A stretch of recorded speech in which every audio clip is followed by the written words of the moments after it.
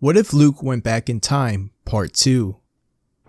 The room was filled with the sound of clanging metal and sparks of lightsabers igniting as General Grievous and his army of droids stormed into the room where the Chancellor was being held captive on the invisible hand. The three Jedi, Anakin Skywalker, Obi-Wan Kenobi, and Luke Skywalker, stood their ground, facing their foes with steely determination. Grievous leapt down from the balcony, his claws tearing into the floor as he landed. He addressed the Jedi with a snarl. "General Kenobi and Anakin Skywalker, you and your friends' lightsabers will make a fine addition to my collection." Anakin smirked, his eyes twinkling with amusement. "General Grievous, you are shorter than I expected," he quipped. Grievous growled in annoyance, coughing to clear his lungs. "Arrest them," he ordered, and the droids aimed their weapons at the Jedi. Without hesitation, Anakin stepped forward, his lightsaber still unignited. He closed his eyes and clenched his fist, and every droid in the area began to float in the air, helpless against his powerful grip. Meanwhile, Luke summoned his lightsaber to his hands, and with the Force, twirling it expertly as he took down each floating droid with a swift stroke, but the battle was far from over. More droids rushed into the room, their guns blazing as Obi-Wan engaged in a fierce lightsaber duel with General Grievous. Anakin and Luke continued to fight off the droids, but Luke noticed that the Chancellor was being taken captive to another location. "I must go after the Chancellor," Luke said, turning to Anakin. Anakin hesitated for a moment, then nodded. "Be sure to secure the Chancellor alive," he instructed. With a determined nod, Luke rushed out of the room, leaving Anakin and Obi-Wan to continue the fight against General Grievous and his relentless army of droids. The sound of clashing lightsabers echoed through the ship as the battle raged on, each side fighting with all their might. Luke would quickly catch up with the Chancellor and his droid captors and make quick work of them. Luke Skywalker stood before the Chancellor, his heart pounding in his chest as he looked into the eyes of pure evil. Palpatine's twisted smile sent shivers down Luke's spine, and he felt a mix of fear and anger rising within him. "So the Chosen One has a son," Palpatine said. Luke remained silent, his eyes locked on the Emperor.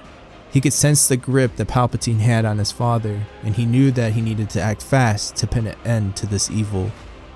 "I suspect you are here to kill me," Palpatine said, his smile growing wider as he turned his back to Luke. "Do it. Give in to your anger. Strike me down."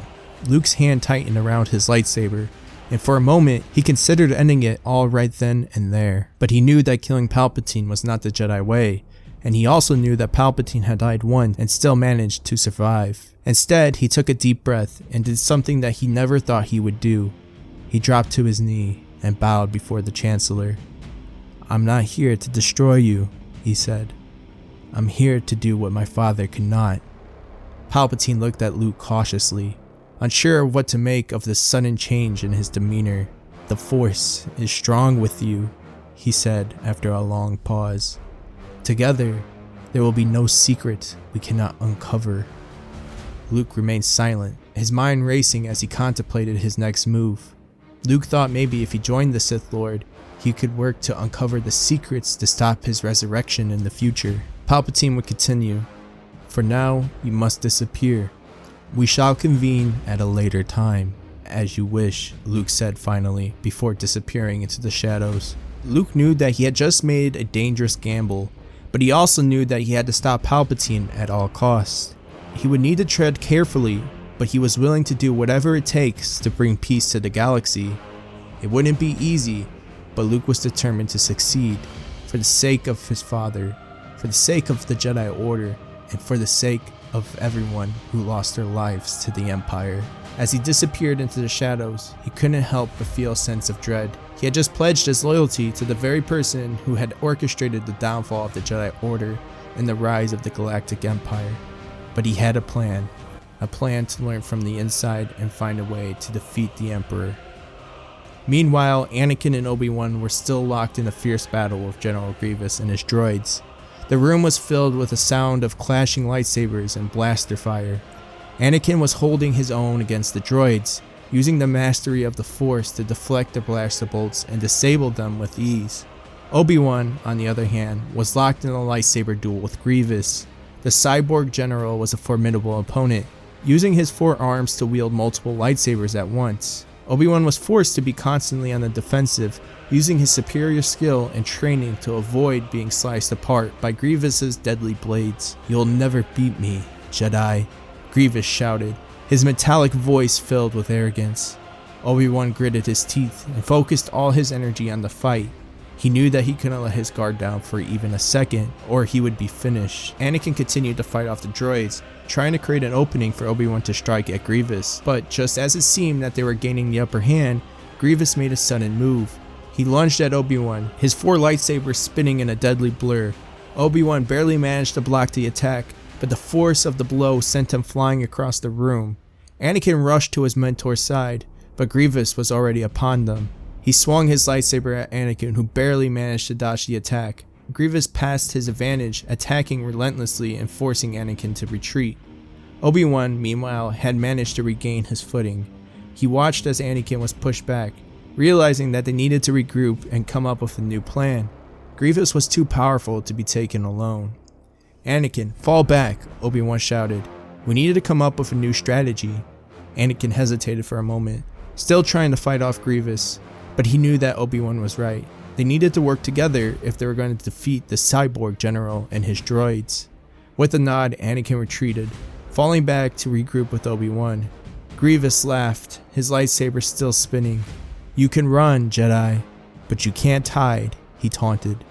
Anakin and Obi-Wan fought fiercely against General Grievous and his droids, but it seemed like an endless swarm of them just kept coming. Finally, after taking down several waves of droids, they received a transmission from the Chancellor saying he and Luke have made it off the ship, ordering an immediate evacuation as the Venators prepare to deliver a fatal blow to the Invisible Hand. "Anakin, we need to go," Obi-Wan shouted as he blocked Grievous's attack. Anakin nodded and quickly took out a few more droids before they both started running towards the hangar bay. As they ran, they could feel the ship shaking and exploding around them. "We're not going to make it," Anakin shouted over the chaos.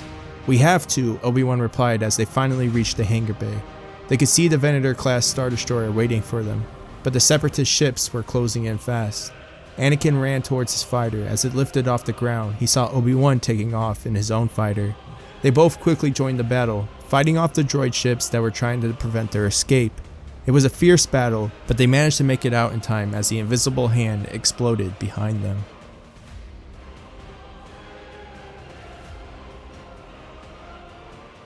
Back on Coruscant, Anakin would meet with Padme, where she would tell him that she is pregnant. He was overjoyed to learn that Padme was pregnant. A smile had lit up his face upon hearing the news. He had pulled his wife in close, feeling the warmth spreading across his chest. But then he had remembered Luke, his son, who was lost somewhere in the galaxy. Anakin knew he couldn't resist until he found him. He pulled away from Padme, giving her a quick kiss on the cheek before rushing out of the chambers. He made his way to the Chancellor's office, his heart heavy with worry. The Chancellor greeted him with a smile, but Anakin was too preoccupied to return the gesture. "Do you know where Luke is?" he asked, his voice tense. The Chancellor's expression changed, his smile fading. "I'm afraid he's gone on another mission," he said. "He told me to tell you that he'll see you soon." Anakin was left with so many questions. Determined to find someone who could help him, he headed to Yoda's chambers, hoping that the wise Jedi Master could offer some insight. Yoda was sitting cross-legged on the floor, his eyes closed in deep concentration. Anakin hesitated, not wanting to disturb him, but Yoda sensed his presence and opened his eyes. "Greetings, young Skywalker," Yoda said, his voice calm and measured. "What troubles you?" Anakin would respond, "I am sorry to disturb you, Master, but I have some questions." Yoda had already been informed by Obi-Wan of the unknown Jedi that helped them in their mission. He would tell Anakin that he had felt the presence of Luke as soon as he arrived. Anakin would ask Yoda about the possibilities of time travel, where Yoda would tell him he has never seen this power, but did not deny the possibility of it existing. Yoda would tell Anakin that it would be in the best interest of the Jedi to find Luke and discuss the reasoning of his visit. Anakin would make it his top priority to do so.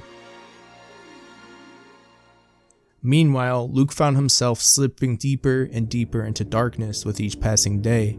The power that the dark side offered was intoxicating, and he couldn't resist it. He found himself becoming more aggressive and ruthless, and his actions began to mirror those of his new master, Palpatine. At first, Luke had joined Palpatine with the intentions of learning his secrets so that he could stop his resurrection in the future, but he had severely underestimated the dark side, assuming that the light within him was too strong to be broken. But as he continued to delve deeper into the dark side, his motivations began to change. He started to believe that the Jedi way was flawed and the power of the dark side was the true path. As Luke's powers grew, so did his arrogance. He began to believe that he was invincible and that he could defeat anyone who dared stand in his way. He started to view his former friends and allies, including his father, Anakin, and the Jedi Order, as weak and misguided. Palpatine would smile as he knew the time was almost upon them.